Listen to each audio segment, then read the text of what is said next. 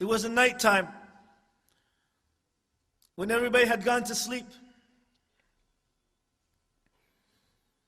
A man gets up, he turns on the TV. All of his family are deep asleep. And he watches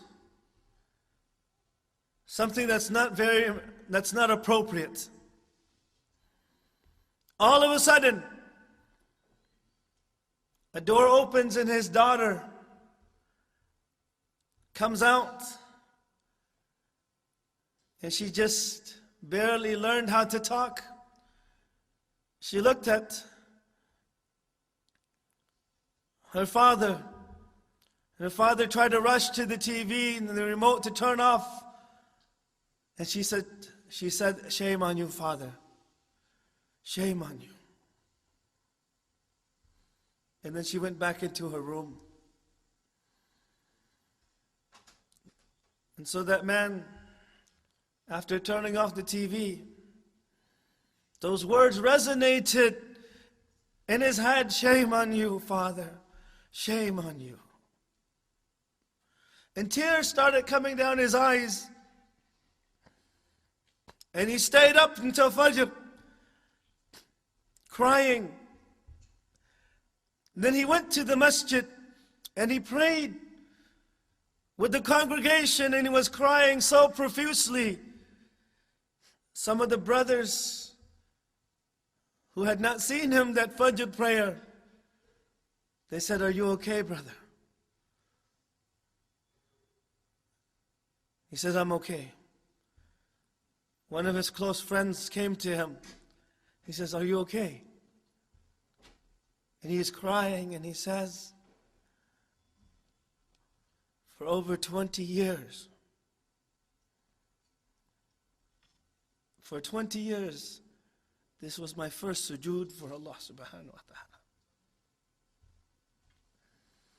Because of his daughter. His daughter came on and said, 'Shame on you.' So he went to work that morning. And of course he was very tired because he didn't get much sleep at night.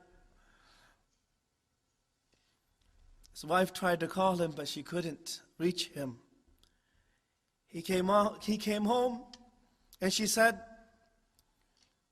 'Honey, our daughter just passed away.' His daughter passed away. And those words again came, the last words that she heard were, 'Shame on you, Father. Shame on you.' The whole day, those were his last words.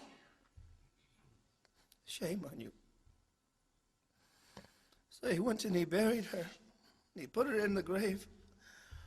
When he put her in, he smiled. His friend looked at him and said, 'Why are you smiling?' When he had been crying so much, and now he puts his daughter in the grave and he smiles. He says, 'I buried my daughter, but she left a noor that will remain in my heart, inshallah, until the day of judgment.' But from that time on, he became strong. He kept on going to the masjid. And he changed. Allah took away something from him. But because of those words from his daughter, he became good again. For 20 years, he didn't even prostrate to Allah subhanahu wa ta'ala. Shame on you. All of us, Allah subhanahu wa ta'ala has given us a lot of time